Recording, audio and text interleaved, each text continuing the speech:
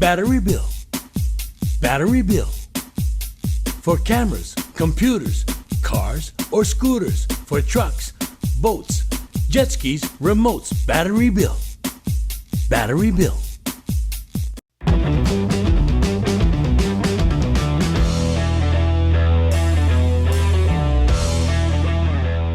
How's it going, everybody? Welcome to episode 60. That's right, we've hit the 6-0. We are going forward, man. We are powering through. Jordan, Helle, Hunter Hughes back with you on Hawaii Football Now. It's Tuesday, October 18th when we record this, 7:45 a.m. Hawaii time. Sets released this as usual Thursday, midday. That'll be on October 20th. Big mahalo to Spectrum Mobile, Hawaii USA Federal Credit Union, and Battery Bill as well. Got a fun episode for you lined up. No guests this week. We figured, hey, anytime Hawaii wins, we're going to spend a little time talking about that, and we will get to it here as the Bows are fresh off their 15-point victory against Nevada. Quick little opening drive. You got Hunter and I. Hunter, our guy Kanoa Leahy, who's also part of like the ESPN Honolulu family. He's got his midday show, Let's Talk Sports, 12 o'clock noon on the radio airwaves, also in podcast form, I believe. Made like a guest appearance on NCIS Hawaii last night as an unnamed announcer. And I just hope that there will be some like memes out there. As Titus Ioane was like this fictional high school quarterback. I did not watch any more of the episode because this was the opening scene, so I'm not giving away any spoilers. But if you see Kanoa out there, just, maybe give him a hard time. That's all I bring up there. Hunter and I are waiting for our call up to these, nationally syndicated shows. Yeah, totally. Did they talk about how he used to be a stud ball player at Baldwin with this huge arm? Because that's what I saw from you last week. I was hoping to see more of it. Yeah. No.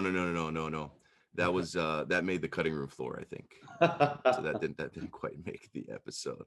All right, now is a good time to remind you that this episode of Hawaii Football Now is brought to you by Hawaii USA Federal Credit Union. Originally opened in 1936 as a credit union for educators, Hawaii USA has inspired a culture of giving that is rooted in education and has since become Hawaii's largest credit union and expanded to other areas of community need that impact financial health, including healthcare, housing, and hunger. To learn more, please visit hawaiiusafcu.com. All right, game time here on episode 60 of HFN. Hawaii 31, Nevada 16. That's right, a big win for the Bows. Was a whiteout at TC Chink. Good crowd once again. Encouraging that the folks still coming out, even though the season hasn't necessarily played out to a ton of victories.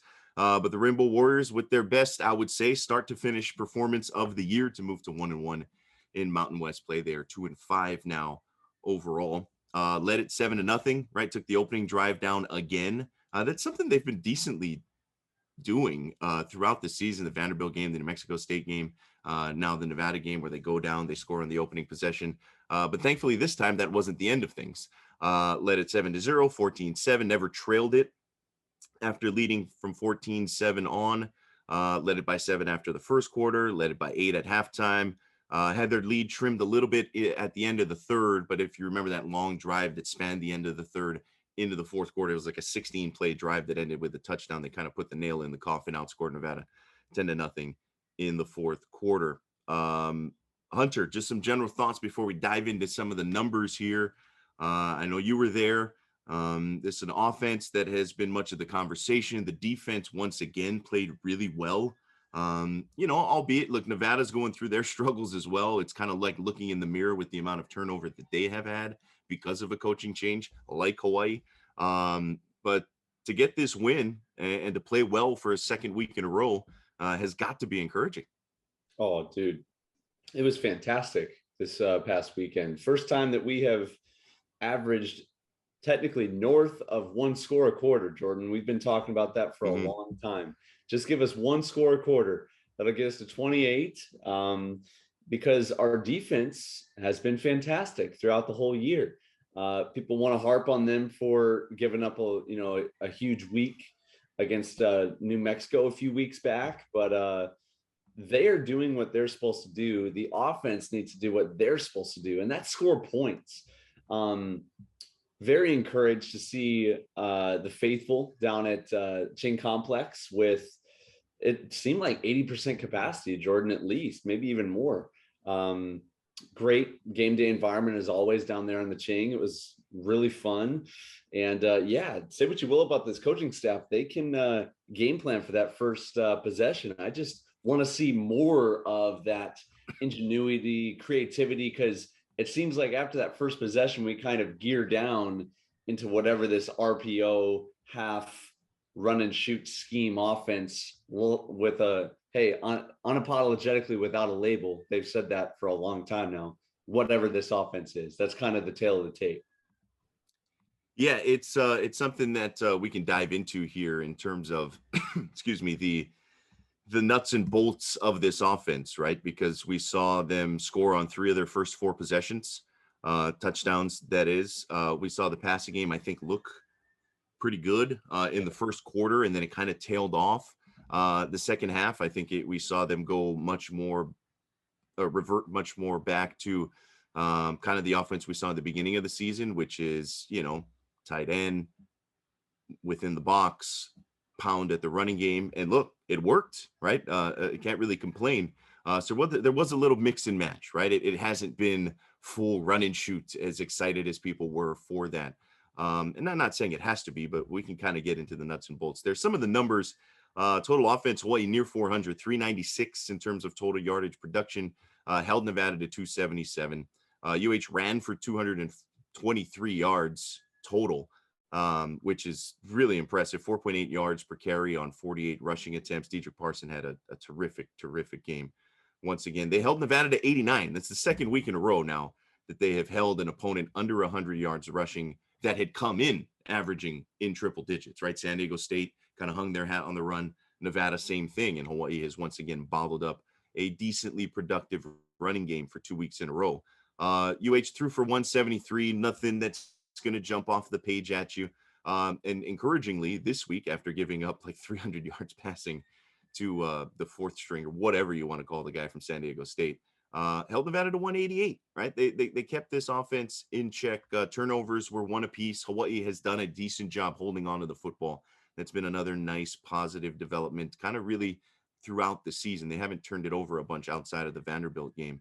One thing of note, I'm sure that Coach Chang will be talking to his guys, 8 penalties for 70 yards. You had that one sequence where they had like 3 consecutive offensive penalties. It was like holding, false start, holding, or whatever, illegal man downfield that kind of derailed a drive there. But you look at some of the balance, Hunter, from this offense. You look at the balance by the defense as well. And for the second week in a row now, really kind of putting down the clamps and holding a team to 16 points and holding a team to a single touchdown. And it was barely a touchdown at that on 4th and goal that, we didn't have the benefit of like close-up replays kind of being down on the field. But I was like, man, they're not going to review this, because we were kind of on that goal line. I didn't think the guy necessarily maybe was for sure in. But anyway, so there was a very balanced sort of performance on both sides of the football by the University of Hawaii, running it at will in the second half. Some explosive plays in the passing game, including that touchdown to Zion Bowens from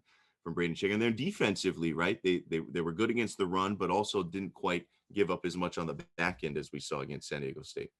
Yeah, totally. I'm trying to think if one thing stood out, and it continues to be our run game. Didn't go into the season thinking we were going to be a run-heavy team, but we are kind of hitching our horse to this offensive line wagon because they are the dominant player group on our team, the position group, I should say. And they're doing a great job up front. Shager felt like he had plenty of time. There were maybe a couple sacks, maybe a couple hurries, but he seems to throw his best whenever he's out of the pocket and trying to make a play. I have noticed it's more whenever he's in there trying to go front side to backside and stay in the pocket that he struggles in the past. His best throw, I thought, was in the first, I think it was the first possession, whenever he kind of rolled out to his right and hit Bowens on that over route on the sideline. Really good ball right there. And say what you will about Shager, he doesn't turn the ball over a whole lot. So in some ways, he is doing his job that way and just giving us chances and keeping this offense on the field. So Special teams look great too. Trick play with Shipley running up the middle on that punt about giving me a heart attack, but that was awesome. It was, and showed, I think, a little bit of chutzpah, right? It was a kind of a signal like, hey, they got the look that they had obviously been preparing for, and they're like, who cares if we're back within our own 30-yard line and on 4th and 15 in a one possession game late in the half. It was like they went for it, and maybe, kind of signal to the team that, hey, look, we're not backing down, right? We're going to be the aggressor. We're going to be the team that kind of puts their foot on the gas pedal.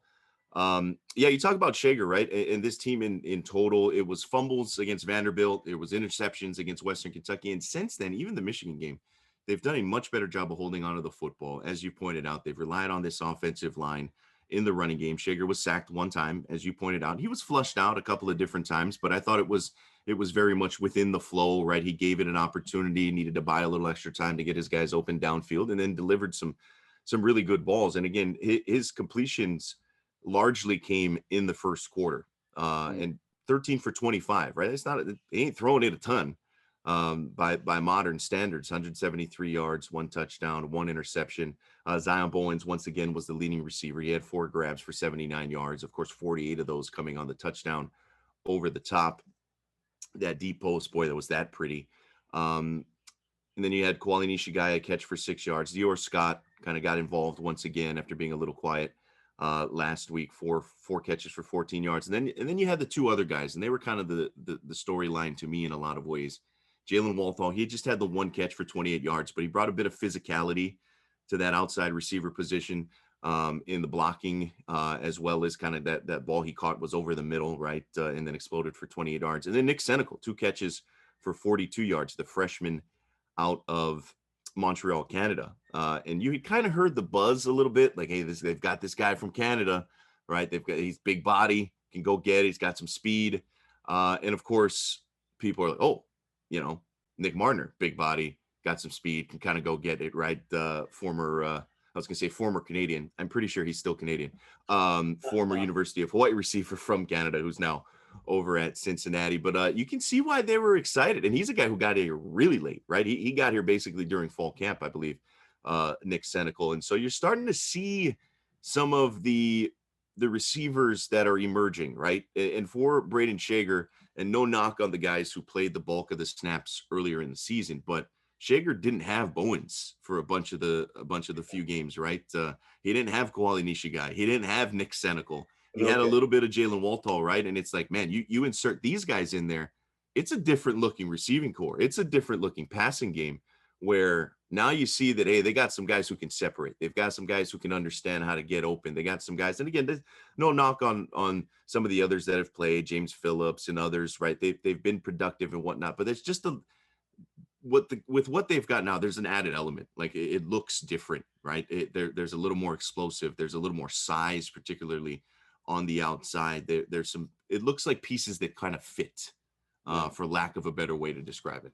Yeah, and it's just good timing. Not only with this personnel group, but the play calling has significantly changed as well. We are watching actual run and shoot concepts being implemented on the field now, when we had next to no passing attack in those first few games. So I think it's a little bit of both.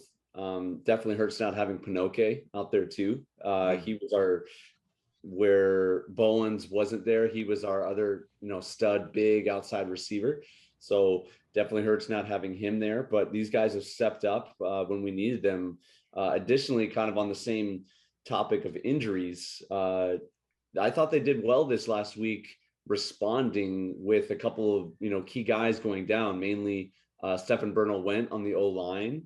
And then over on the defense, Isaiah Tufaga, one of our linebackers, went down with a knee injury right in front of us, Jordan, kind of got blocked by a tight end and twisted his knee up a little bit. So it'll be interesting to see who kind of steps up. And I think Logan Taylor might be one of those guys on defense. Yeah, for sure. And it was Eliki Tanuvasa, right, who didn't get the start. Sojer Muasau got the start at center. Yeah. And Tanuvasa comes in after Bernal went down. What was it, the first drive, I think, that guard Tanuvasa comes in, and quite honestly, they didn't miss a beat. And so the depth on that offensive line paying some dividends, and to the tune of 200 plus yards on the ground, right? And we talked about in the first half, you saw some of the new pass concepts. You saw, right, some speed outs to Zion Bowens on the outside, some quick hitters on some concepts, whether it was Walt Hall, Kwali Nishigai, his one grab, and then the ability to read over the top, right, in that touchdown. And then in the second half, it was run, and you could understand why. I mean, they were getting 4 or 5 yards a crack, and I love kind of what they've developed now in Dedrick Parsons, who just continues to impress. This guy, even last season, right, when he was technically sort of the two back behind Helle Hunter, but was just a red zone machine. He was a goal line machine, and this guy, I think he's got surprising speed to a lot of people. His vision and patience is just so fun to watch, especially when you're kind of down on the field. 24 carries, 136 yards, 5.7 yards per carry for Parson, and 3 touchdowns. The dude's now got 10 rushing touchdowns on the season. He's second in the conference. He's tied 5th nationally in terms of touchdowns. He's 8 away from the single season record co-held by Jamal Farmer and Alex Green, 2 of the greats, of course, Farmer in 89 and Alex Green, that magical WACO championship 2010 season. So, I mean, it's not out of the realm of possibility, right? They've got 6 games left. He would have to average over a touchdown a game. But he's already doing that with 10 through 7. So, hey, he might be there. And he's just, I love his patience. I love his grit. His vision is terrific. And how he finds holes and how he sets up blocks. And then he's got the power to break through tackles. He's got the speed to kind of get the edge on you, which I think still surprises teams. You kind of see it, especially down the goal line, that one touchdown he had going toward the Murakami Stadium side where he outran guys, just a little jump cut outside. And the next thing you know, he was outrunning defensive backs. It's like, wow, this guy's something. And then I love how it's him and Hines now. And I'm a big Najee Bryant-Lele fan, and I thought he was, he did a really admirable job early in the season. But I think Parson and Hines just complement each other, right? Hines is a little more, he's got a little more quickness. He's a little smaller, right? He kind of hides behind. And I just think that 1-2 combo, it makes sense, whereas Bryant-Lele is much more in the mold of Parson. And so instead of duplicating that, when you rotate the 2 backs, because Hines had 12 carries for 70 yards. 5.8 yards per carry. He also caught a pass for 4 yards, but it's pretty good when you got your 2 running backs combining for over 200 and both of them averaging over 5.7 yards per carry. They found a little something. I think Hines is a dude. Parson is definitely that guy. And in the second half, when, things needed to slow down a little bit, maybe give the defense a little breather, the passing game wasn't quite as clicking as it was. They just leaned on those dudes in the offensive line and went and just kind of took the will from Nevada to close out this game. It was impressive to see them close this out and win it. It was a very, I would say, professional type of second half where they saw this victory out. Yeah, no, and I think there's a lot of room still to improve. I think Timmy would share that sentiment with me, where a solid running attack will open up a good passing attack. It just always does. So I'm very curious, optimistic that we can build on this momentum to continue to add to our passing attack with this core of wide receivers in here, because of how solid our O-line and our running game has been. So that's just how the offensive side of the football works, is running game will always open up the pass. So I'm wanting to see more of that for us. Yeah, and as we mentioned, this offense continues to improve. Passing game more so in the first quarter. And again, just sort of the production, right? Because we had talked about with the previous iteration of this offense, if you will, right, before they kind of started to work some things in against New Mexico State, they moved the ball at times. They were able to get some yardage, but points were hard to come by. They went 3 and out far too often. This was an offense that just couldn't quite find a rhythm, wasn't consistent enough in terms of, moving the ball downfield and resulting in points, and moving the ball downfield with some frequency, right? And not going 3 and out basically at any point for this group. And kind of just looking at some of the results, right? This game, scored touchdowns on 3 of their first 4 drives. Pretty good. They basically had 4 second half possessions, 2 of them resulting in scores, a touchdown and then a field goal. And the reason they only had four second half possessions, the fifth one was a kneel down. A 16 play, 65-yard drive that spanned the end of the third quarter to the beginning of the fourth quarter that took over half a quarter off the clock. It took 8:05 off of the clock. And those are the kind of drives. It's like, okay, that's what this offense is capable of as well. They can hit you over the top for a 48-yard touchdown bomb. But then they can also go on some of these drives. And I'm not saying this is going to be a weekly occurrence. Look, you factor in the caliber of the opponent. Nevada is another team that's very much still in transition. But you look at some of those numbers and it's like, okay, they're starting to find the end zone a little bit more. They're starting to put together drives that are able to sustain some time off the clock, right? They're able to not go 3 and out basically, and didn't go 3 and out the entire game. The only possession that lasted fewer than 3 plays was the interception, the Braden Shager interception, right? And so when you look at that, that is a stark contrast to some of the games early in the season, even the Duquesne win, even some of the other games where they were in it in the first half. You saw a lot of those 3 and outs, a lot of those abbreviated possessions that look promising and then stall out, right? They only punted 3 times in this ball game. And again, the only possession that technically went 3 and done was a pick. And it wasn't, it was one that Shager, I think, will want back definitely. So you're starting to see some of that offensive improvement, but also resulting in what matters the most. And that's points, Hunter. Yeah. And we didn't necessarily put ourselves in the best positions throughout this whole game. I think namely of that kickoff where we caught the ball in the 2 and then ran out of bounds.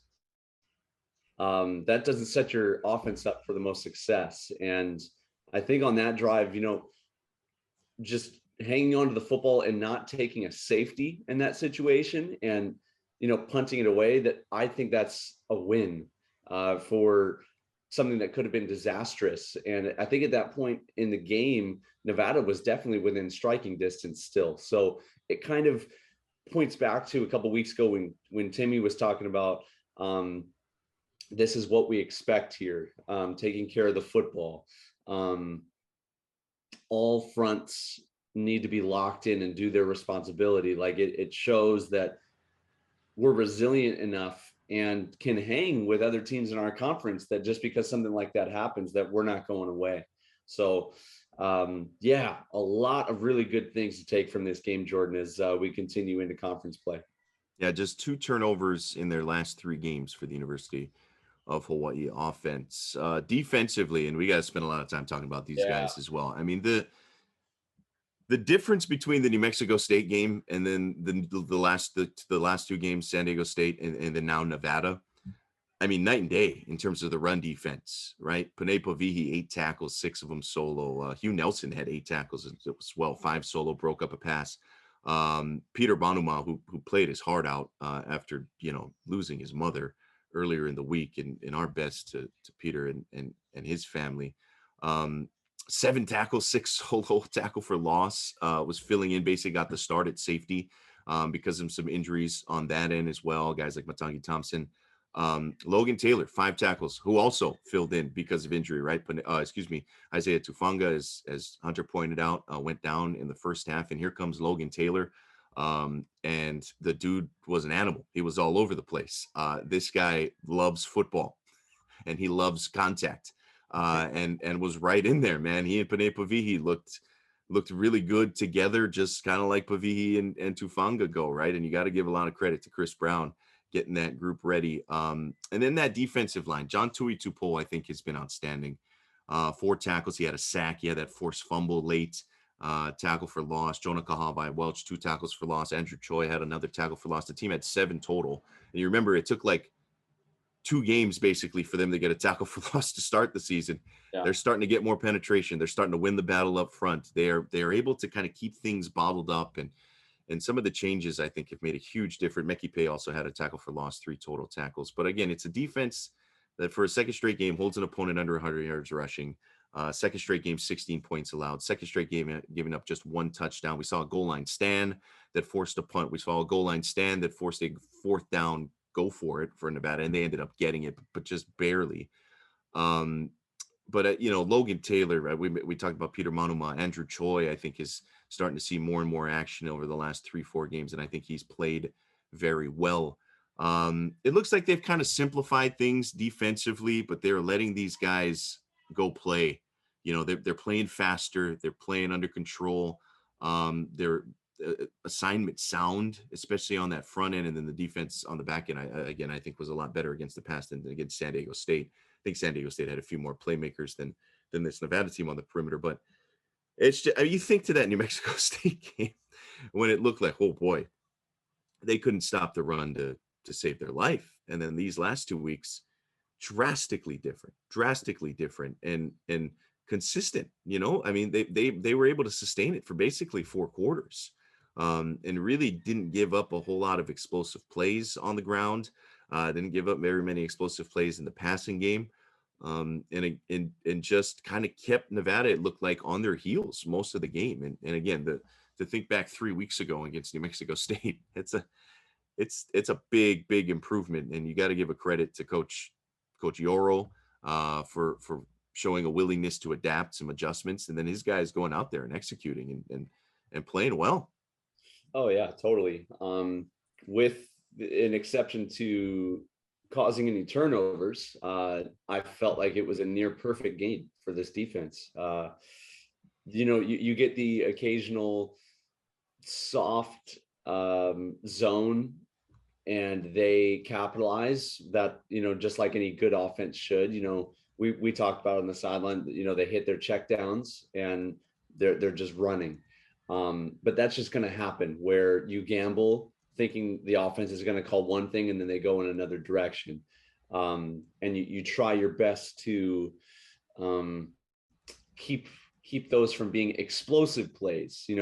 We can take the 8, 9, 10 yards. We can't take the 25 to 30 yarders. And I felt for the most part, we kept the explosive plays from happening, which those are the game breakers. So yeah, the core that is starting to emerge right now on this defense is very encouraging, Jordan, where we've been wondering, who are these leaders going to be? Who are the guys that we're going to look to make a big play? Obviously, we're seeing that happen with guys like Panay Pavii holding it down in the middle of the field. But, I talked to him before the game, Mekhi Pay back at safety. I think he's one of those guys now that we can kind of lean on. Hugh Nelson over on the cornerback position. He's been great for us. And it's encouraging to kind of see some of these new faces establish themselves now as a vital part of this defense.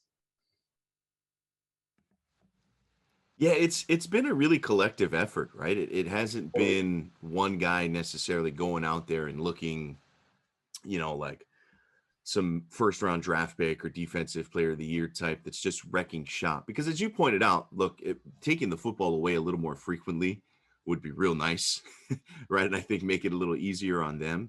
But they've kind of done it the hard way in a sense, right? It's just been snap after snap, series after series, just being very, very sound, and not having to rely on the takeaways. And again, more takeaways, better. Don't get me wrong. But they've just been really solid. They've been really solid. And outside of that last drive by San Diego State on a short field that led to the game-winning field goal, like they've again, they forced a field goal, but they've just been very consistent. And that is, I think, the most pleasant thing to see. And you could say the same thing about the offense, the way we talked about some of the drives, right? And how much more efficient they've been at getting drives to result in points. There is far more consistency with both sides of the football than we saw earlier in the year. And I think that is the evidence that shows that the team is getting better, that the team has adapted, that the team has adjusted. The coaching staff has shown a willingness to do that. The players have, bought in. They're still trusting of the process, right? They're still trusting of the staff and how they can put them in the right positions. And then once they find a little something, these guys are capable, right? It's not a situation of, hey, look, yeah, it's just Hawaii being completely undermanned. They've never made that excuse, even with all of the roster turnover. But now that they've kind of, developed a scheme on both sides of the ball that they feel like, hey, puts their guys in the best position, those guys have gone out and executed. And you got to give everybody involved credit. And I think that is, to me, the telltale sign that, yeah, okay, this isn't just a flash in the pan. Like the consistency of both sides of the football, to me, is really the sign that things are indeed heading in a positive direction. Yeah, and it speaks of a good culture. If the team is consistent, that means that there's good communication from the coaching staff. That means there's good communication within the team. Generally, it means that they like each other. Not all the time, but that's usually something that follows that as well. And I made the note to you, Timmy, when he's on the sideline, is very unassuming as a head coach. He doesn't even wear the koa wood lei around his neck. It's very, unless you knew that was our head coach, he kind of just blends in. And I think this coaching staff is like that, where they're kind of character first. We're going to be a family, this brotherhood mantra, and we're going to go out and do our best to do our job. And it's very non-flashy, if you will. So I think this defense is representative of kind of that narrative of non-flashy, go out and kind of just do your job. And yeah, they're kind of asked to get out on the field pretty frequently with our offense not hanging on to the football for very long. Usually in this season, they did better this game, I might add. But yeah, there's kind of a non-assuming, hey, we're the plumbers. We're going to take care of business out here. Yeah, it's a lunch pail group for sure, and they've been doing the job. They've been doing the job the last couple of weeks, and tip of the cap to them. So a lot of good things to talk about. We'll take a break here. We'll get into the second half. We'll kind of look at the Mountain West picture a few weeks into the season. Obviously, Hawaii having played just the 2 games at 1-1, and then Colorado State, another trip on the road for the Bows coming up. So we'll get into that in the second half as well. All right, a little quick halftime break. Second half on the other side. This is Hawaii Football Now from ESPN Honolulu. All right, second half time here, episode 60, Hawaii Football Now. Jordan Hunter back with you. Quick look at kind of where things stand in the Mountain West now. We bring this up because Hawaii at 1-1 is tied for basically third in the conference, like half a game behind second, half a game behind first. And they are basically like a kickoff out of bounds and like a long touchdown or field goal drive away from being in first place in the Mountain West Division, because everybody's got a loss. San Jose State lost to Fresno over the weekend. That put them at 2-1 in the conference. UNLV is 2-2 after getting shellacked by Air Force over the weekend. San Diego State's 1-1. Fresno's 1-1. Hawaii's 1-1. And then you got Nevada at 0-3. And if you look at the West, nobody's that good. It's a down year. San Jose and Hawaii are the only 2 of the 6 in the division with a positive point differential in Mountain West games. That the only 2 teams that have scored more points than they've given up in conference play. That goes to kind of show you where things are at. Hawaii obviously hasn't had any crossover games. They will have one this weekend at Colorado State. The Mountain, Boise State, surprise, surprise, down year for the Broncos. They're still at the top of the mountain standings. They're 3-0. Wyoming's 2-1, who's on the schedule coming to Hawaii. Utah State's 2-1, who's on the schedule coming to Hawaii. Air Force is 2-2. Colorado State 1-1, where obviously Hawaii goes this weekend to Fort Collins. And then New Mexico is 0-3. They're not very good. They also got kind of handled by New Mexico State over the weekend. It is a wide open conference, Hunter. It is arguably, I would make the argument, the weakest the conference has probably ever been from top to bottom. Nobody is in the discussion for being ranked. In a year where other conferences are also kind of in flux, where the Sun Belt is on the rise, but they kind of cannibalize each other, where the American is kind of up in the mix in like Tulane's their best shot of going in with one loss. that New Year's 6 bowl bid for like the top ranked group of 5 teams seems to be wide open, but the Mountain West is nowhere near that conversation because every single team in the conference has at least 2 losses now that San Jose State has lost for a second time. They lost to Auburn in Alabama earlier in the season. So look, Hawaii, I'm not saying like they're going to run the table here and like win the conference division and go to the conference championship game or anything like that. We bring this up just to kind of show that a lot of these games are winnable for the University of Hawaii, and they've shown the ability to kind of hang in there. We've seen a lot of really close games in conference. And again, because I think it's just kind of mediocre this season. It is. I'm looking around my desk for a spoon to give people a spoonful of perspective, Jordan. We need a big old fat spoonful of perspective medicine right now. It was not that long ago the general public was in an outcry saying we should go to Division II. We should think about getting rid of this football program, blah, blah, blah, blah, blah. Look at this. Look at where the conference is at right now. Teams with much bigger markets than us. And we are not only competing, we're ahead of a lot of these guys. And with, to cite our conversation with Caleb Phillips just a couple weeks back, there's still a lot of time to accomplish some things in this season. I told you on the sideline, I'll wear the optimism hat till the cows come home. You look at the remainder of our season, there is still a glimmer of hope that we could even stumble our way into a Hawaii Bowl with a handful of wins before the end of the season. We just got to get to 6. You never know what could happen with getting an at-large bid to the Hawaii Bowl. That's what happened to us in 2016. This team is very, very similar to that 2016 team. And we've been talking about it from the beginning of this year.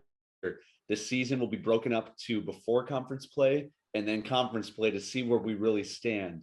Because, man, when you look at these teams and the division, we are, I would not say we're bottom of the barrel. We're right there in the mix. Yeah, and you look at kind of where other teams are at in their seasons, and you look at the schedule for the University of Hawaii, and you say, hey, look, there's an opportunity to be in a lot of these games, to have a real shot at a lot of these games. And I'm not saying that they're going to win all of these games, but they've got a shot, and that includes Colorado State coming up this weekend. It's a 10 a.m. Hawaii kickoff time, so, get a little breakfast after you watch those 6 a.m. kickoffs. The big noon game or whatever it is, settle right in for Hawaii and Colorado State up in Fort Collins. That's a 2 p.m. Mountain Time kick locally up there in Colorado. Of course, you can catch everything on ESPN Honolulu on the radio coverage. TV, it is Spectrum pay-per-view. The Rams lost 17-13 last week at home to Utah State. They're now 1-1 in Mountain West Conference play, 1-5 overall. Of course, they're under first-year head coach Jay Norvell, who spent the last 5 seasons at Nevada, now has a 34-31 overall record, even though he went 15-6 over those last 2 years at UNR. And the big reason why Colorado State basically went and poached him and gave him an offer he couldn't refuse to move and jump ship within conference. He took him to 4 straight bowl games at Reno. Hawaii opened as 6-point underdogs late Sunday, early Monday it was. And as we record this Tuesday morning, they're now 4-point dogs. So that line has moved 2 points. I think people out there after the San Diego State game and now the Nevada game, where they were both underdogs and covered the San Diego State game and obviously won outright as about a touchdown underdog against Nevada. I think people wisening up a little bit here, kind of seeing where Colorado State is as well. Colorado State kind of reeling. They're in a very similar boat to the University of Hawaii. We'll get into the similarities here in just a bit. They also went and got, demolished at Michigan to start the season, lost that one 51-7. They lost to Middle Tennessee, another Conference USA opponent. Remember, Western Kentucky lost that one at home by 15 points. Lost at Washington State. The most eye-opening result, probably the 31-point home loss to Sacramento State of the Big Sky. And then they beat Nevada on the last second field goal, right? came in, missed the field goal, was roughing the kicker, moved it up a little bit, able to boot that through with no time on the clock, and then lost last week to Utah State 17-13. There are a lot of similarities in terms of the results out there and the common opponents going forward. They're also experiencing a ton of turnover. 54 new players. Sound familiar? Wow. The strength of the team, quite honestly, is their veteran offensive line, like another team I know.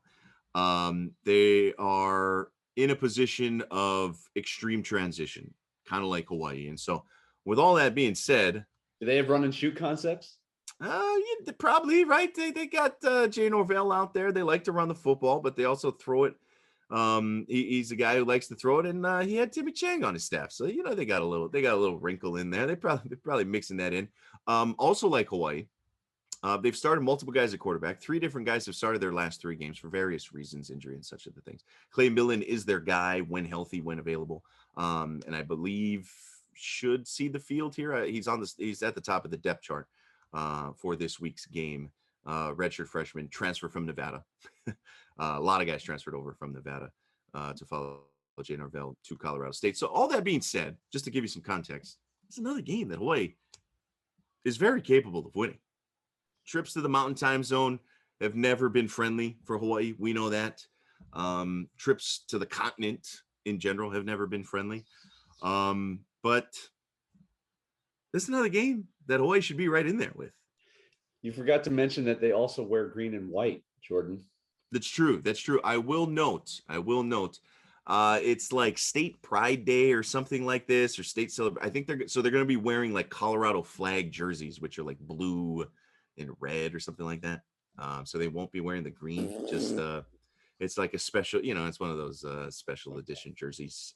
So if you're tuning in and you're like, who the heck are these guys? It's Colorado State. At least they're they're wearing some special edition jerseys. At least they're not going to be like Arizona when we played them wearing the USS Arizona jerseys that made like no sense to us.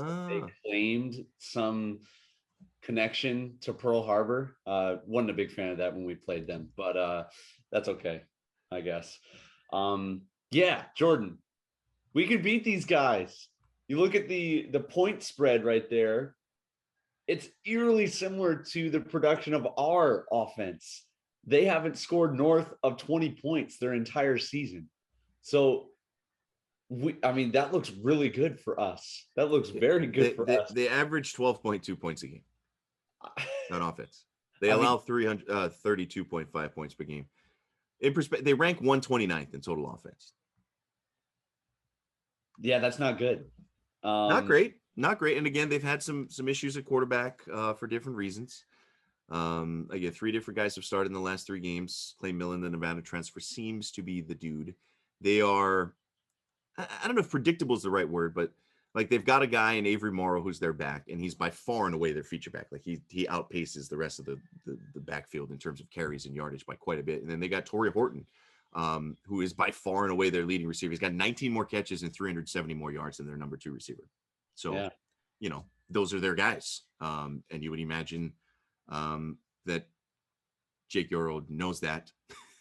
This defensive staff knows that, right? And so they're gonna plan accordingly. But it is an offense that the numbers will show you that they heavily favor some of these dudes, and maybe that's the reason that they're averaging the point total that they are. And not to say that this isn't the week that they explode, but on paper, the matchup is not bad for Hawaii here.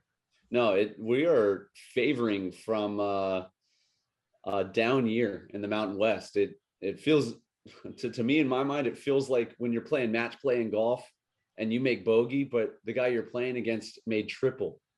So your bad. That's a win. That's exactly right. Your bad is sometimes good in comparison. So, it almost feels like we have new life here, Jordan, or we have a chance to see what else we could do for the rest of this year. It's definitely not over for us. Yeah, I would completely agree. This is a big one. This is a big one for Hawaii. Maybe a little different conversation if you win the San Diego State game, but you didn't. You're 1-1, but this could be another one that big win, move to over 500 in conference play, keep pace with the top of the division. win a crossover game against arguably the better of the two divisions in the Mountain Division. So this is a big one. This is 27th all-time matchup between the two teams. Colorado State holds the edge 15-11 in the 26 previous meetings. Colorado State has won 9 of the 12 matchups in Fort Collins, but of course Hawaii won the last meeting, that 2018 season opener, week 0 national television. That was kind of the coming out party, right? Yeah. If you remember, for Cole McDonald and that revamped run and shoot offense, that was a lot of fun in that week 0 game. Yeah, that they did. That was Hawaii's first win in Fort Collins since 1988. Granted, they didn't play each other for a while when they were in 2 different conferences, but Hawaii trying to, strike lightning again. Last year, if you remember, another shootout, 50-45 over Colorado State at Ching. That was a weird one where Hawaii kind of let it big and then let them back into it, and then it was a whole deal. But they've so they've won the last couple here against Colorado State. They got a chance to do it once again, and quite honestly, I'm optimistic. I think from what we've seen the last couple of weeks, the improvement in what we've seen from Colorado State over the season at 1-5, I think folks would be disappointed if they don't find a way to pull this one out. For our faithful listeners, a little bit of my optimism is going over to Maui and being shared by Jordan right now, which is very encouraging to see. Jordan's the eternal facts based. We try to take a pragmatic approach out here. So which we need. Hunter's up in the clouds half the time, so that's good. But when you look at the rest of this schedule, we've got 6 games left. We're at Colorado State, home against Wyoming, at Fresno, home against Utah State, home against UNLV, and then San Jose to end the year. We got 6 games left. We got to win 4 of them to have a chance. Who knows? This Colorado State game definitely can be won. Wyoming is not strong. You never know what can happen with Fresno. We don't like them. They don't like us. Weird things happen in those games. Utah State, who knows? UNLV, they're a little stronger this year. That's going to be a tougher one. And I'm just going to say Chevin's going to kick our butt at the end of the year. I'm just putting it out there. But we're going to need to win 4 of those next 5. So we'll see. You can't do that unless you win the first one, right? So that's exactly right. We'll see how it goes. We'll see how it goes. Yeah, I like the optimism. I like the positive energy around the program. Speaking of optimism, as we wrap things up here, not a whole lot of it in the comments this week. As we had Brian McInnes on the pod last week to talk about the stadium developments or lack thereof. I don't know, whatever you want to call it. Our guy Mike saying the leadership in Hawaii needs to do better for their people and the Aloha spirit. Included that in there. Scott said the new Aloha Stadium will be built 80 years from now at this rate. If by some miracle it does get built in 3 years with 35,000 seats with luxury boxes, be good. I get at this point, Scott, we'll kind of take whatever happens, right? And so not a whole lot of optimism from the comments and the folks giving us some feedback on last week's conversation. I would tend to agree. Yeah, some comedy writes itself, Jordan, and nothing screams comedy like a big building project in Hawaii. Oh boy, especially connected to football. Yeah, we'll keep the listeners updated if anything else does indeed happen in the future. We'll just move on from that. You were talking about golf earlier, Hunter. Our quick little overtime here as we switch gears from football. Not completely. You've had a couple of former UH standouts on the old Shakas and Swings podcast, if I'm correct here. I have. They haven't canceled us yet, Jordan. Not if you keep getting guys like this on. Yeah, that's exactly right. We had Greg Salas. He's a member at Oahu Country Club. I work there when I'm not on Hawaii Football Now. And we got a round in a couple weeks ago. Greg's a great guy. Just starting to pick the game up. Great conversation out there. Jaron actually came and filmed us and kind of lived that round with us, which was a lot of fun. And then played Waikele with Ikaika Woosley just this past week. And Kikes is a great buddy of mine. We've played a lot of golf together. One time when we were players, we risked missing meetings to play in a student-ran tournament. We won the tournament and got caught in traffic on the way home and missed meetings. Stutz had a lot of grace on Ikaika, and I about got cut. A little bit different reaction to the walk-on than the starting quarterback, I might add. But yeah, it's always fun getting on the links with those guys. A lot of football players are picking up the game of golf, and so it's a good time for a show like Shakas and Swings to exist. It's a lot of fun, man, and just getting those guys out there. It's cool to catch up. It's cool to kind of see them in a different light as well, right? Absolutely. So go ahead and check that out. You can get it from basically any platform you get this podcast. So if you found this podcast, you can find Shakas and Swings. Man, I appreciate you bringing it up, Jordan. My overtime segment is whoever calibrated the t-shirt gun at the football game needs to be trained. Okay, so for those who weren't at the stadium, the first attempt from the cheerleaders to shoot the t-shirt gun into the I guess that would be the north side of the field. So the season ticket holders, they didn't calibrate it enough, and so the t-shirts went up in the air, got hit by the wind, and all the t-shirts ended up on the track. Didn't even make it up into the stands. Okay, they turn around, they go to the other side of the field, and they turn that thing on full blast to the south side of the field and shot the t-shirts over the stands, over the skyboxes, and it's like in the pool someplace. In the pool. I mean, they looked like they were going to the moon. It was awesome. It just reminded me of, like, you remember the like Bud Light Real Men of Genius commercial totally. ads, and there was like the t-shirt cannon operator guy was one of them, and I just that they made me think of that. Man. Don't worry, a couple of weeks time they'll have that thing figured out, and we're gonna be blasting t-shirts in the appropriate seats. Oh, love to see it. Oh, that was great. That was about the only thing that went wrong during the game. And if that, I don't even know if it was wrong. It was great entertainment. They handled the streaker. They took care of business quickly on that front, which was awesome. I don't even think the guy hit the field. It was great. Security was on it. Shout out to Nevada doing their thing over there. Yeah, that's true. They didn't have to go full Bobby Wagner on him. That was a lot of fun. This is why you got to come down to the games. There's all the sights and sounds and the quirks and the fun things that go along with it. All right, that'll do it for us. Sorry, one sight and sound we missed. No, Jaron. We need Jaron at the UH games. We need him down there. That's right. He's got like 90,000 things going on, so we get it, and all kinds of responsibilities. But we'll need Jared down there on the sideline next game. Yeah, and we'll be here. We'll be here for all of it. As we will be back with you next week on episode 61. Again, a big mahalo to Spectrum Mobile, big mahalo to Hawaii USA Federal Credit Union, and Battery Bill as well for sponsoring the pod. We appreciate it, keeping us on the air and helping us pay the bills. This has been Hawaii Football Now. We'll see you next week, everybody. Aloha. You've been listening to Hawaii Football Now with Jordan Helle and Hunter Hughes, all from ESPN Honolulu.